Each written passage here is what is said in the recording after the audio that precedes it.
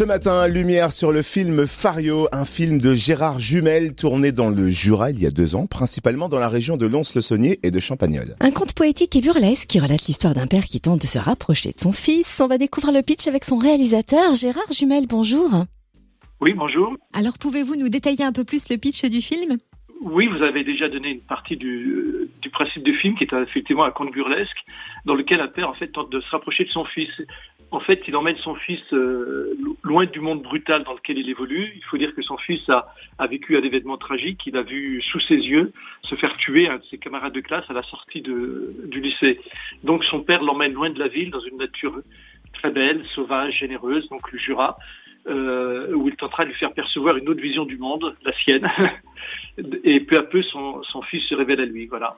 Donc ça, c'est un peu le principe. Mais la grande idée du film aussi, c'est de faire se juxtaposer des tons différents. C'est-à-dire qu'on passe d'événements donc tragiques ou à faits sociétal, où il y a quand même beaucoup de violence dans notre société, où des jeunes manquent de repères. Et justement, ce fils n'a pas vu son père depuis longtemps, puisqu'il vit avec sa mère. Et donc, c'est le moment de renouer dans cette très belle nature, qui est aussi un peu magique. On passe de séquences où il y a des apparitions, il y a des choses un peu mystérieuses qui se passent dans la forêt, notamment, dans une grotte, notamment, sur le plateau, où il y a la forêt karstique, près de Bezins, par exemple, où on a tourné, voilà. Et est-ce que c'est parce que le Jura était un cadre paisible que vous avez choisi d'y tourner ? Alors, le Jura, j'y ai grandi, parce que j'ai passé toute mon enfance. Et de plus, je savais que je pourrais trouver tous les décors dont j'avais besoin pour ce film. C'est-à-dire que pour moi, le Canada, quand j'étais petit, le Canada, justement, je fais un lapsus, pour moi, le Jura, c'était un peu le Canada. Et donc une nature très forte, sauvage, une terre d'aventure.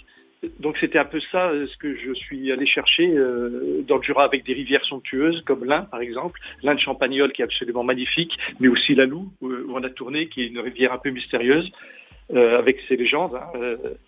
Et donc c'est tout un ensemble qui fait que ce film est...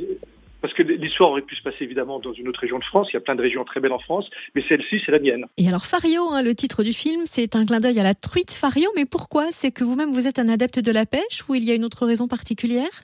Alors, c'est vrai que je suis pêcheur, un grand pêcheur devant l'Éternel. C'est un peu anecdotique, disons, mais c'est vraiment une métaphore, c'est-à-dire que c'est ce qui va réunir le père et le fils. Parce que le père, en fait, va faire un documentaire sur la truite Fario, et à travers plein de péripéties, d'étape en étape, ils vont rencontrer des personnages parfois très hauts en couleur qui vont amener à percevoir justement une autre vision du monde. Mais la truite est là pour fédérer, pour cristalliser quelque chose entre le père et le fils. C'est vraiment l'histoire éternelle des pères et des fils.